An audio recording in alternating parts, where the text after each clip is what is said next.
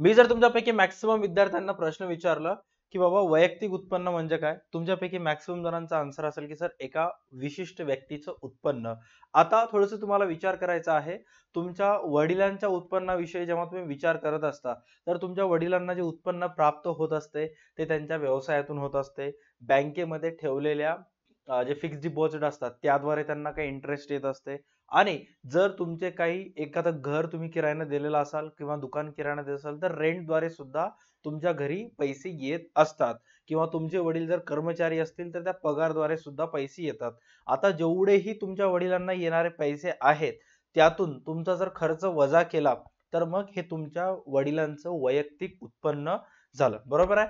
त्याच पद्धतीनं आपल्याला आजच्या क्लासमध्ये डिस्कस करायचं आहे की राष्ट्रीय उत्पन्न. आता राष्ट्रीय उत्पन्न म्हणजेच काय? राष्ट्र म्हणजे एक विशिष्ट देश आणि उत्पन्न म्हणजेच त्या देशाचं उत्पन्न. राष्ट्रीय उत्पन्न आपल्याला ह्या चॅप्टर मध्ये एखाद्या विशिष्ट देशाचं राष्ट्रीय उत्पन्न कसं मोजलं जातं, ते उत्पन्न मोजत असताना कोणत्या कोणत्या अडचणी येत असतात, राष्ट्रीय उत्पन्न मोजण्याचे कोणत्या कोणत्या पद्धती आहेत, या सर्व गोष्टींविषयी आपल्याला आजच्या ह्या क्लासमध्ये चर्चा करायची आहे. नमस्कार, DA2 अकॅडमीच्या आणखी एका ब्रँड न्यू व्हिडिओ मध्ये मी प्रसाद सर तुमच्यापैकी प्रत्येकांचं स्वागत करतोय. आता प्रत्येक देशाचा जर विकास करायचा असेल किंवा एखाद्या जर देशाला विकसनशील देशापासून विकसित देशापर्यंत जायचं असेल तर त्या देशाला त्या देशाची अर्थव्यवस्था, त्या अर्थव्यवस्थेतील राष्ट्रीय उत्पन्न जाणून घेणं फार महत्त्वाचं असतं. आता ते जाणून घेत असताना काय काय गोष्टी त्याच्यामध्ये असतात, कोणत्या कोणत्या विभागाचा उत्पन्न त्यात मोजावं लागते, आपण आजच्या ह्या क्लासमध्ये डिस्कस करणार आहोत. ओव्हरऑल तुमच्या 12वीच्या अर्थशास्त्राच्या पुस्तकातला पेज क्रमांक 61 वरचे पूर्ण गोष्टी आपण आजच्या क्लासमध्ये डिस्कस करणार आहोत. ज्याही विद्यार्थ्याला हा धडा सोपा जायचा असेल त्यांनी एक वेळेस हा पेज पूर्ण समजून घ्यायचा आहे, गो थ्रू करायचा आहे आणि मग बाकी गोष्टी आपण चर्चा करूयात. ऑलराईट, तुम्हाला आपल्या युट्यूब चॅनलवर आतापर्यंतचे सर्व चॅप्टर्स उपलब्ध असतील. त्याचबरोबर 12वीचे अर्थशास्त्र, OCM, सहकार, SP चे सुद्धा व्हिडिओज आपल्या चॅनलवर अवेलेबल आहेत, एक वेळेस चेक करायचं आहे. चला सर्वात पहिले चेक करा, इथं काय सांगण्यात आलेलं आहे की राष्ट्रीय उत्पन्न हा स्थूल अर्थशास्त्राचा भाग आहे. इथं स्थूल अर्थशास्त्र का म्हणलेलं आहे? कारण तुम्हाला फरक माहित असेल की सूक्ष्म अर्थशास्त्र म्हणजे एका वैयक्तिक घटकांचा विचार करणे आणि स्थूल अर्थशास्त्र म्हणजे एकूण घटकांचा विचार करणे. एकूण घटकामध्ये जी व्याप्ती असते ते अमर्यादित असते, खूप मोठी व्याप्ती एकूण घटकांमध्ये असते किंवा सूक्ष्म अर्थशास्त्रामध्ये असते. उदाहरणार्थ जर आपण फक्त आणि फक्त तुमच्या वडिलांचंच उत्पन्न मोजत असेल तर ते येते सूक्ष्म अर्थशास्त्रामध्ये. कारण अर्थशास्त्रातील अनेक घटकांपैकी आपण फक्त आणि फक्त तुमच्या वडिलांचाच उत्पन्नाचा विचार करायलो, तुमच्या एकट्याच्याच फॅमिलीचे विचार करायलो. बट राष्ट्रीय उत्पन्नामध्ये आपण देशातील सर्व व्यक्तींचा विचार करतो. म्हणून राष्ट्रीय उत्पन्न हा स्थूल अर्थशास्त्राचा एक महत्त्वाचा भाग समजला जातो, अभ्यास विषय समजला जातो. ह्याच्यानंतर या पॉइंट मध्ये काय सांगण्यात आलेलं आहे की देशाच्या अर्थव्यवस्थेत शेती आणि उद्योग. आता बघा की राष्ट्रीय उत्पन्न मोजत असताना कोणत्या कोणत्या गोष्टींचा उत्पन्न किंवा कोणत्या कोणत्या व्यवसाय क्षेत्रातील उत्पन्न मोजले जाते. म्हणजेच शेती आणि उद्योग. शेती म्हणजेच काय? जगातील भारतामध्ये जेवढेही शेतकरी आहेत त्या शेतकऱ्यांचं उत्पन्न मोजणं. त्याचबरोबर उद्योगांचं जेवढेही व्यवसाय आहेत त्यांचं उत्पन्न मोजणं. त्याचबरोबर व्यापार, उद्योग संस्था म्हणजे कारखाने, व्यापार म्हणजे दुकाने, त्याचबरोबर बाजारपेठा म्हणजे मार्केट्स जेवढे आहेत. त्यानंतर बँक्स आणि वित्तीय संस्था. बँकेचं सुद्धा उत्पन्न असतं ज्याला आपण मराठीमध्ये अधिकोष म्हणतो. आणि वित्तीय संस्था म्हणजे फायनान्शियल इन्स्टिट्यूशन, जसे की महिंद्रा फायनान्स असेल किंवा मग कोणतंही मनप्पुरम गोल्ड लोन असेल किंवा मुथूट फायनान्स असतील, अशा सर्व वित्तीय संस्थांचं सुद्धा उत्पन्न मोजणे. विविध विभाग जसं की पाणी पुरवठा विभाग, सिंचन विभाग यांचं उत्पन्न मोजणं. त्याचबरोबर कार्यालय. आता कार्यालय जे असतात ते शासकीय कार्यालय सुद्धा असतात, खाजगी कार्यालय सुद्धा असतात, या सर्वांचं मोजणं. आता असं म्हणल्याबरोबर खूप विद्यार्थ्यांना प्रश्न येते की सर राष्ट्रीय उत्पन्नामध्ये फक्त आणि फक्त देशातील खाजगी व्यक्तींचं उत्पन्न मोजलं जाते का त्या देशातील सरकारचं सुद्धा उत्पन्न मोजलं जाते? राष्ट्रीय उत्पन्न जेव्हा हा शब्द येते तेव्हा त्या राष्ट्रामध्ये समाविष्ट असणाऱ्या ईच अँड एव्हरीथिंग सगळ्यांचंच उत्पन्न मोजल्या जाते. ते सरकारचं असू दे किंवा सर्वसामान्य व्यक्तीचा असू दे, राईट, इत्यादींचा समावेश होतो. आता नीट लक्षात घ्या, आपण कोणाकोणाचं उत्पन्न मोजायलो? देशामध्ये असणारे सर्व शेती व उद्योग, त्याच्यानंतर व्यापार, बाजारपेठा, बँका, वित्तीय संस्था, फायनान्शियल इन्स्टिट्यूशन, विविध विभाग, कार्यालय इत्यादींचा समावेश होतो. राईट, इथंपर्यंत क्लिअर झालं. आता समोरच्या पॉइंट मध्ये तुम्हाला सांगण्यात आलेलं आहे की राष्ट्रीय उत्पन्न हे उत्पादन, वितरण, विनिमय आणि उपभोग या आर्थिक क्रियांचे एकत्रित मापक होय. म्हणजे राष्ट्रीय उत्पन्नामध्ये एक्झॅक्ट कोणत्या कोणत्या गोष्टीचा समावेश होतो. सर्वात पहिले वस्तूचं प्रोडक्शन करण्यात येते, उत्पादन करण्यात येते, उत्पादनाचा विचार करण्यात येतो. त्याच्यानंतर वितरण करण्यात येते, वितरण म्हणजे काय, डिस्ट्रीब्युशन, वाटप करण्यात येते. त्यानंतर विनिमय म्हणजे मार्केटिंग करण्यात येते आणि उपभोग म्हणजे कन्झम्पशन करण्यात येतो. म्हणजे थोडक्यात काय की राष्ट्रीय उत्पन्नाची जी प्रक्रिया असते वस्तूचं मोजमाप करायची, त्याच्यामध्ये वस्तूचं उत्पादन होते, उत्पादन झाल्यानंतर ते वस्तू वितरित करण्यात येते, वितरित करण्यात येत झाल्यानंतर त्या वस्तूचं मार्केटिंग करण्यात येते आणि त्याच्यानंतर उपभोग करण्यात येतो. आता एक्झॅक्ट हे जर स्टेप समजून घ्यायचं असेल तर तुम्हाला काही एक्झाम्पल सांगतो मी. सपोज तुमच्यापैकी मॅक्सिमम जणांनी बिस्किटे खाल्ले असतील, गव्हाचे वगैरे बिस्किटे. ओके, तर सर्वात पहिले गव्हाचं जेव्हा उत्पन्न होते त्या उत्पन्न झालेल्या गव्हाचं मोजमाप राष्ट्रीय उत्पन्नात करण्यात येते. त्याचबरोबर ते उत्पन्न झालेलं गहू जे आहे, काही गहू फॅक्टरीज मध्ये जाते, काही गहू वैयक्तिक वापरासाठी, घरगुती वापरासाठी जात असते, त्याचं मोजमाप करण्यात येते. आता जेही गहू फॅक्टरीमध्ये गेलं त्या गव्हाचं रूपांतर कशामध्ये होते, बिस्किटामध्ये होते. गव्हाचं रूपांतर बिस्किटामध्ये झाल्यानंतर त्याचं बिस्किटाचं मार्केटिंग करण्यात येतं, वितरण, डिस्ट्रीब्युशन वगैरे करण्यात येतं. म्हणजेच काय की ऍडव्हर्टाइजमेंट वगैरे करण्यात येते बाजारपेठेमध्ये. आणि त्याच्यानंतर ऍडव्हर्टाइजमेंट झाल्यानंतर सर्वसामान्य व्यक्ती काय करत असतात, त्या बिस्किटाचं उपभोग घेत असतात किंवा त्याच गव्हापासून बनलेल्या ब्रेडचा सुद्धा उपभोग घेत असतात. अशा सर्व गोष्टीचा समावेश जो आहे तो राष्ट्रीय उत्पन्नात होतो.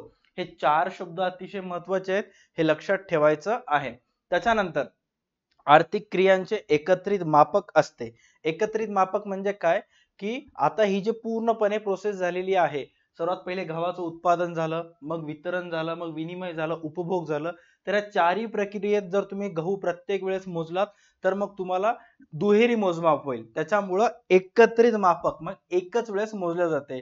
जर गव्हाचं उत्पादन झालेल्या गव्हाचं बिस्किट झालं तर फक्त बिस्किटाचं मोजमाप करण्यात येतं आणि त्याच जर गव्हाचं जर ब्रेड बनलं तर ब्रेडचं मोजमाप करण्यात येतं. ह्याचं एकत्रित मापक ह्याला असं संबोधित करू शकता तुम्ही. बरोबर. त्याचबरोबर इथे समोर काय सांगण्यात आलेलं आहे, त्याचबरोबर ते देशातील लोकांच्या आर्थिक कल्याणाचे वस्तुनिष्ठ निर्देशांक आहे. किती सोपं आहे की कोणत्याही देशाचं जर राष्ट्रीय उत्पन्न जास्त असेल तर ज्याही देशाचं राष्ट्रीय उत्पन्न जास्त आहे त्या देशाचं कल्याण होईल. सर देशाचं उत्पन्न जास्त असल्यामुळे कल्याण कसं होईल, जितकं उत्पन्न जास्त तेवढं उत्पन्न त्या लोक काय करणार, सरकार काय करणार, त्या देशातील जनतेवर खर्च करणार. समजा तुमच्या वडिलांचं उत्पन्न 1 लाख होतं मागच्या वर्षी आणि ते उत्पन्न आज 4 लाख आहे, म्हणजे 3 लाखानं वाढलं. म्हणजे तुमच्या फॅमिलीचं, तुमच्या परिवाराचं कल्याण झालं का? यस सर, आमच्या वडिलांचं किंवा आमच्या फॅमिलीचं आर्थिक कल्याण झालेलं आहे. आता तुम्ही सुद्धा या देशाचे भाग आहात, म्हणजे तुमचं कल्याण झालं, म्हणजे इनडायरेक्टली देशाचं आर्थिक कल्याण झाल्यासारखं आहे. वस्तुनिष्ठ निर्देशांक किंवा निर्देशक असं काय म्हणलेलं आहे, कारण त्या राष्ट्रीय उत्पन्नाचं टक्केवारी जर मागच्या वर्षी 95.06 होता आणि या वर्षी 98.06 झाला तर मग 3% ते वाढ झाली. त्याच्यामुळं देशाचं सुद्धा कल्याणात वाढ झाल्यासारखं होते. म्हणजे ओव्हरऑल ऑन पेपरही आणि ऑन अनालिटिक्स द्वारे सुद्धा राष्ट्रीय उत्पन्न वाढ झाल्यामुळे देशाचं कल्याण होत असते. आता भारतामध्ये हे सगळं ऐकून घेतल्यानंतर तुमच्यापैकी मॅक्सिमम जणांना वाटेल की सर राष्ट्रीय उत्पन्न भारतामध्ये कधीपासून मोजायला स्टार्ट झालं, आज त्याचं मोजमाप कोण करत असते, त्याच्यामध्ये जे लोक असतात त्यांचं प्रोफेशन काय असते काय नाही, आपण स्टेप बाय स्टेप समजून घेण्याचा प्रयत्न करूयात. सर्वात पहिले भारतामध्ये स्वातंत्र्यानंतर 2 वर्षानंतर हे सर्व प्रोसेस स्टार्ट झाली आणि भारतामध्ये 1949 मध्ये राष्ट्रीय उत्पन्न समितीची स्थापना करून सरकारने राष्ट्रीय उत्पन्नाच्या नियमित संकलनाला सुरुवात केली. आता नीट लक्षात घ्या, संकलन करणे म्हणजेच काय किंवा संग्रहित करणे म्हणजेच काय की राष्ट्रीय उत्पन्न मोजायचं असेल तर तुमच्या जवळ डाटा पाहिजे, माहिती पाहिजे की एखाद्या विशिष्ट विभागात कोणत्या कोणत्या वस्तूचं उत्पादन होत आहे, कोणत्या कोणत्या गोष्टीचं खर्च करत आहेत, शेतीद्वारे किती उत्पादन होत आहे, उद्योग संस्थाद्वारे किती वस्तूची खरेदी विक्री केली जात आहे, या सर्वांची जी माहिती असते ते संकलित करायला लागते, बरोबर आहे. आता हे संकलित करायचं काम कोणाचं असतं? हे संकलित करायचं काम असतं केंद्रीय सांख्यिकीय संघटना, म्हणजेच काय, सेंट्रल स्टॅटिस्टिकल ऑर्गनायझेशन मार्फत ते करण्यात येते. इथं काय सांगण्यात आलेलं आहे चेक करा, एक्झाम मध्ये येऊ शकते. सध्या स्थितीत केंद्रीय सांख्यिकीय संघटना सेंट्रल स्टॅटिस्टिकल ऑर्गनायझेशन यांच्या मार्फत दरवर्षी देशातील राष्ट्रीय उत्पन्न आणि इतर संबंधित सांख्यिकीय माहिती संकलित करून प्रकाशित करतात, राईट. त्याच्यानंतर अर्थ मध्ये तुम्हाला सांगण्यात आलेलं आहे. आता बघा, उत्पन्न ज्या ज्या वेळेस हा शब्द तुमच्या कानावर येतो त्या प्रत्येक वेळेस त्या उत्पन्नाच्या मागे लपलेला असतो तो म्हणजे पैसा, राईट. तो उत्पन्नाच्या मागे कोण लपलेला असतं? पैसा. आणि आधुनिक अर्थव्यवस्था ही कशावर आधारित आहे? पूर्णपणे पैशावर आधारित आहे. का? कारण आज भारतामध्ये 99% व्यवहार हे पैशाच्या साहाय्याने केले जातात. त्यामुळे आधुनिक अर्थव्यवस्था ही पैशावर आधारित आहे. म्हणून देशाचे राष्ट्रीय उत्पन्न हे पैशामध्ये व्यक्त केल्या जाते, बरोबर आहे. आज भारतामध्ये जेवढेही व्यवहार व्हायलेत ते सर्वच्या सर्व व्यवहार मॉनेटरी ट्रान्झॅक्शन पैशामध्ये व्हायलेत. कोणी असं व्यवहार करते का की 10 किलो सोनं घ्या त्याच्या बदल्यात हे द्या? असं व्यवहार होत नाहीत. मॅक्सिमम व्यवहार जे आहेत ते पैशाच्या साहाय्याने येतात. त्यामुळे राष्ट्रीय उत्पन्नाचा आउटकम सुद्धा पैशामध्येच निघतं, लिटर मध्ये, किलो मध्ये निघत नाही. भारताचं राष्ट्रीय उत्पन्न 800 किलो आहे किंवा भारताचं राष्ट्रीय उत्पन्न 1,00,000 कोटी लिटर आहे असं नाही, रुपयामध्येच निघणार. त्यामुळे समोर काय सांगण्यात आलेलं आहे की देशाचे एकूण उत्पन्न म्हणजेच काय होय? राष्ट्रीय उत्पन्न होय. देशाचे एकूण उत्पन्न म्हणजेच राष्ट्रीय उत्पन्न होय. खऱ्या अर्थानं समोर काय सांगितलेलं आहे चेक करा. खऱ्या अर्थानं राष्ट्रीय उत्पन्न म्हणजे एका वर्षाच्या कालावधीत. आता एका वर्षाचा कालावधी हा शब्द इथं आलेला आहे. आता जेव्हा जेव्हा एका वर्षाचा कालावधी येईल त्यावेळेस तुम्हा सर्व विद्यार्थ्यांना लक्षात ठेवायचं आहे की भारताचं आर्थिक वर्ष, भारताचं जो आर्थिक वर्ष आहे, कॅलेंडर इयर वेगळं, आर्थिक वर्ष वेगळं. भारताचा जो कॅलेंडर इयर आहे तो 1 जानेवारीला स्टार्ट होऊन 31 डिसेंबरला संपत असतो.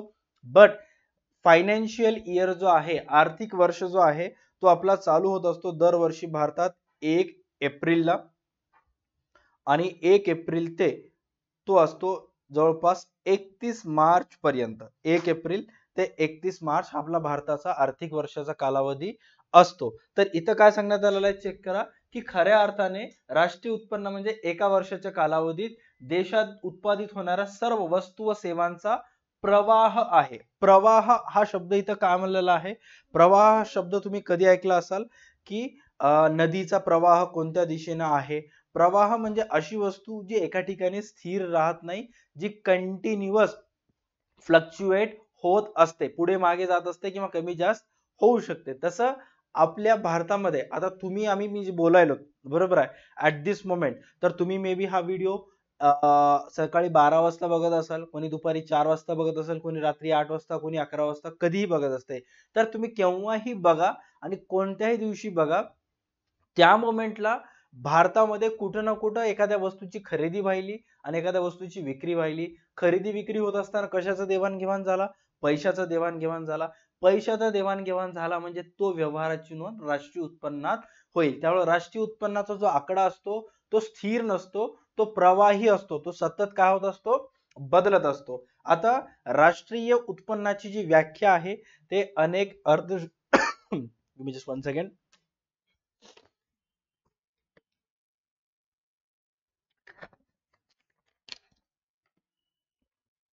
Right.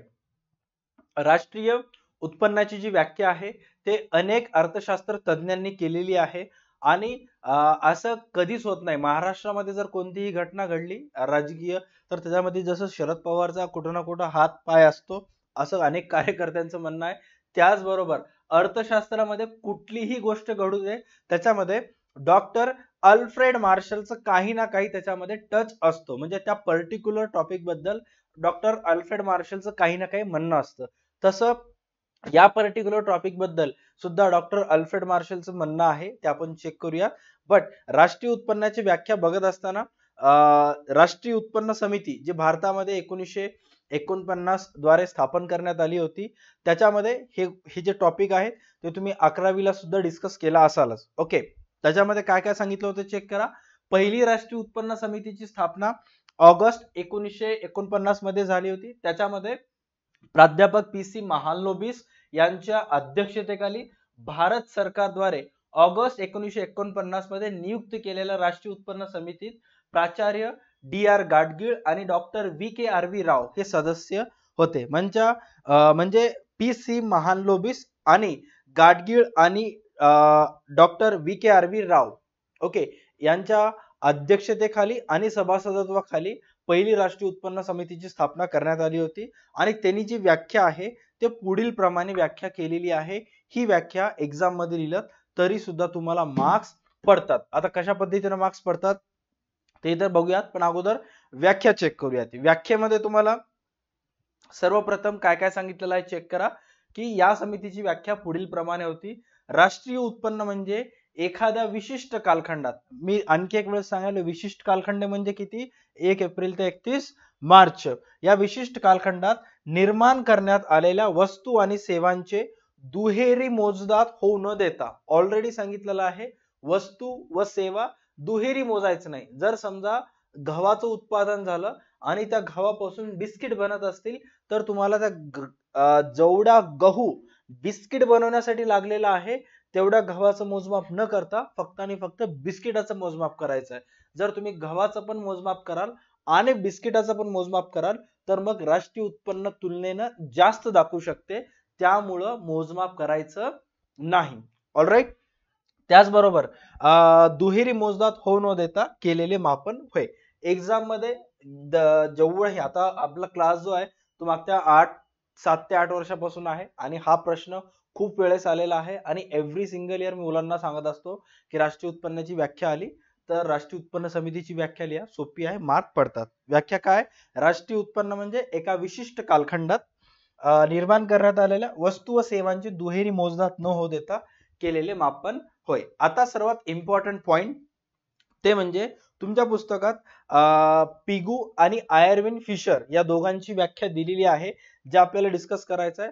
But before we start आपण अगोदर मार्शलचं काय म्हणणं होतं हे आपण डिस्कस करूयात. कारण अर्थशास्त्रामध्ये अनेक वेळा असं होते कोणता ना कोणता अर्थशास्त्रज्ञ एखाद्या विशिष्ट घटकांवर येतो, स्वतःचं मत मांडतो, रिसर्च वगैरे करतो आणि मग त्या वेळेस जी परिस्थिती बाजारपेठेत असते त्यानुसार तो त्याचं रिसर्च लिहित असतो. बट कालांतरानं बाजारपेठेतील परिस्थिती चेंज होत राहते आणि मग दुसरा एक अर्थशास्त्र तज्ञ येतो आणि अगोदरच्या अर्थशास्त्र तज्ञांनी केलेल्या रिसर्चला नावं ठेवतो, त्यात त्रुटी वगैरे काढत असतो आणि मग जसं कालांतराने पुढे जात असतात मग पुन्हा नवीन अर्थशास्त्र तज्ञ येऊन त्या दोघांना नावं ठेवत असतात. अर्थशास्त्रामध्ये आरोप प्रत्यारोप चलत आलेला आहे खूप अगोदरपासून. आता मार्शलचं म्हणणं काय आहे राष्ट्रीय उत्पन्नाबद्दल आपण चेक करूयात.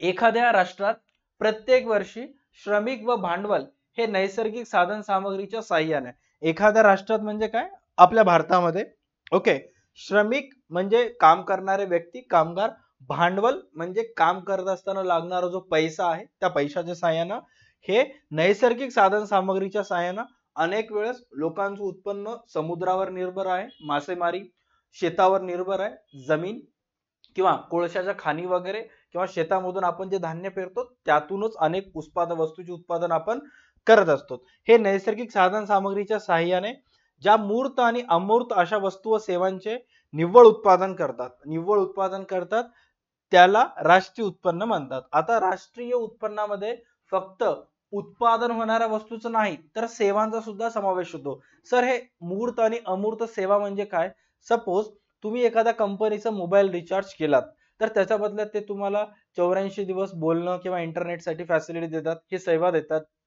मग हा जो पैशाच्या बदल्यात सेवा तुम्हाला मिळाली याची सुद्धा नोंद राष्ट्रीय उत्पन्नात केली जाते. समजा तुम्ही तुमच्या लोकल ठिकाणावरून जिल्हा स्तरावर गेलात बसनं, मी जिथे राहतो त्या गावाचं नाव आहे देगलूर आणि देगलूरहून मी नांदेड जिल्ह्यामध्ये जर गेलो बसच्या साहाय्यानं आणि मला जर बसचं तिकीट 150 रुपये 100 रुपये लागला तर अशा वेळेस त्या 150-100 रुपये तिकिटाची नोंद सुद्धा राष्ट्रीय उत्पन्नात होते, कारण मला वस्तूच्या बदल्यात पैशाच्या बदल्यात मला काय मिळाली, सेवा मिळत आहे. Right.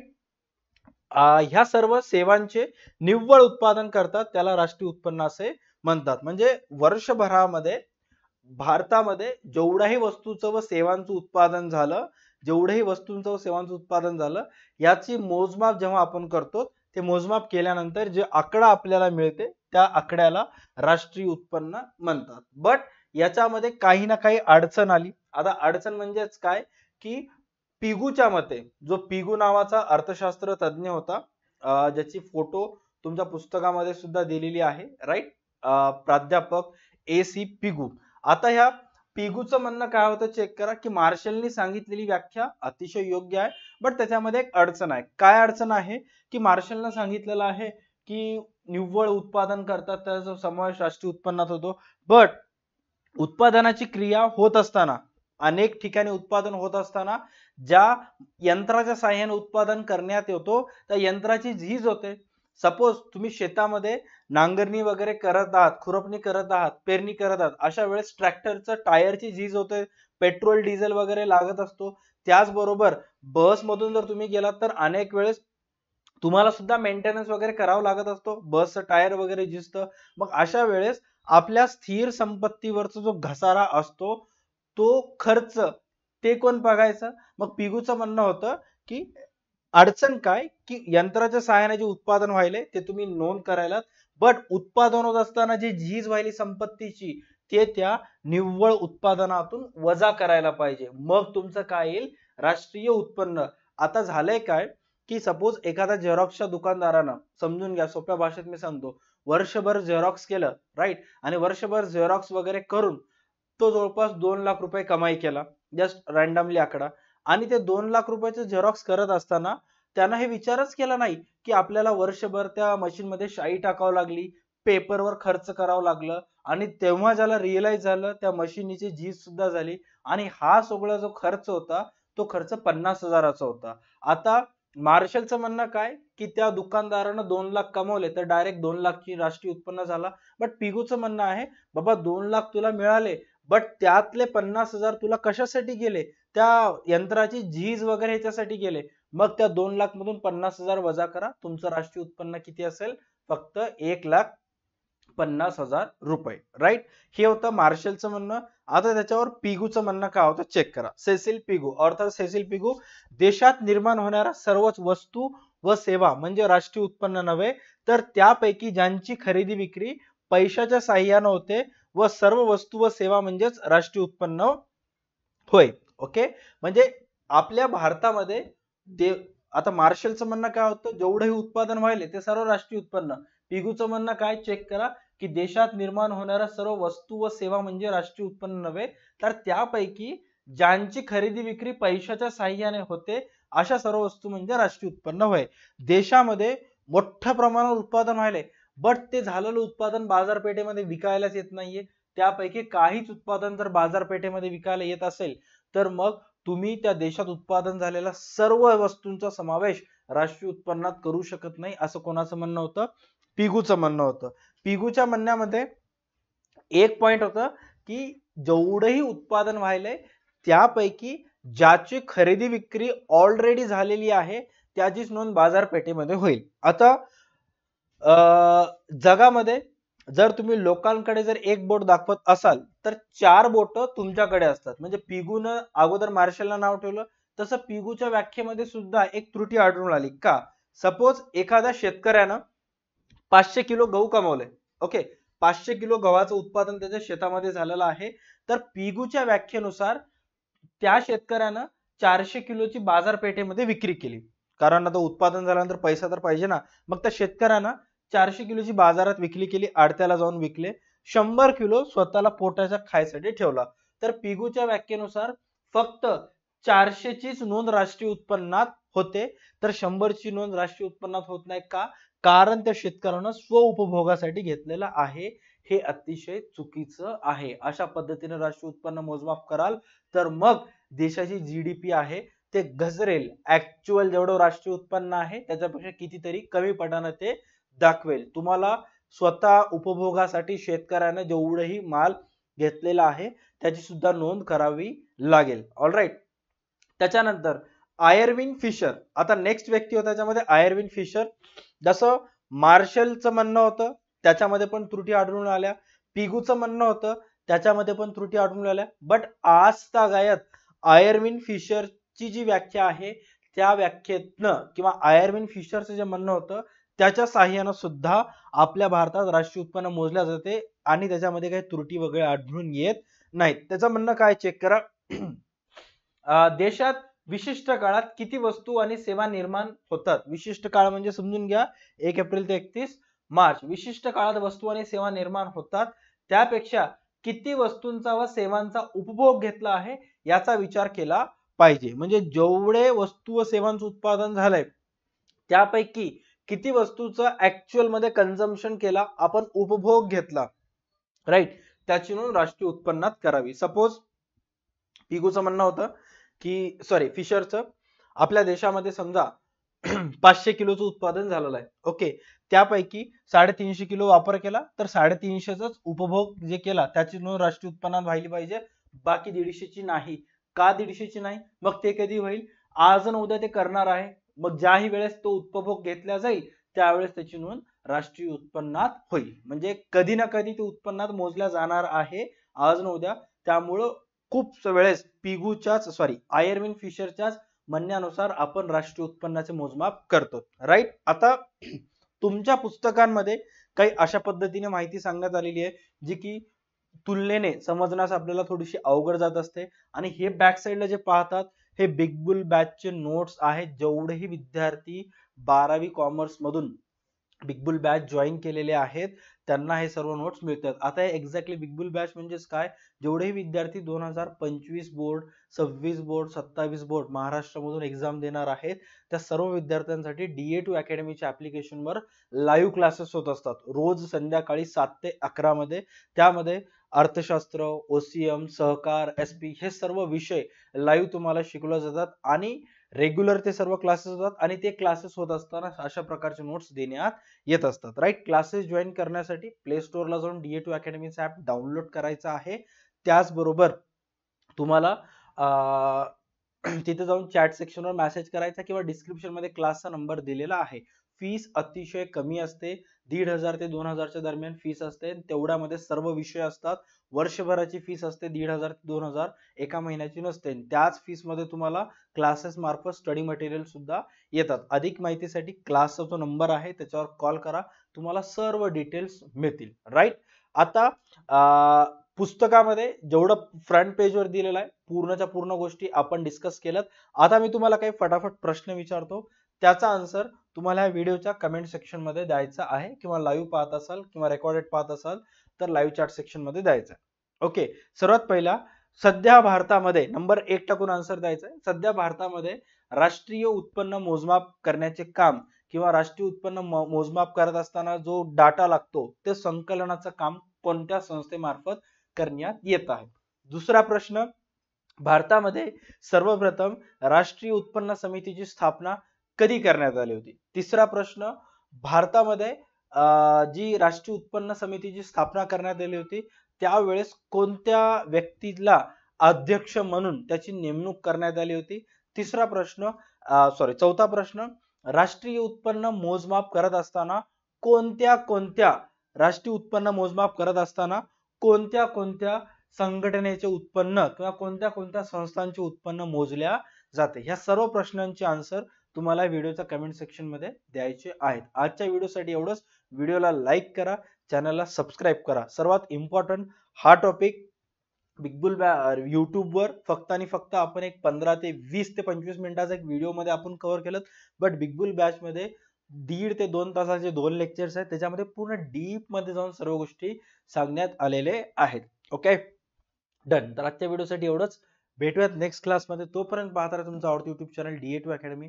Tata bye bye, take care and stay connected.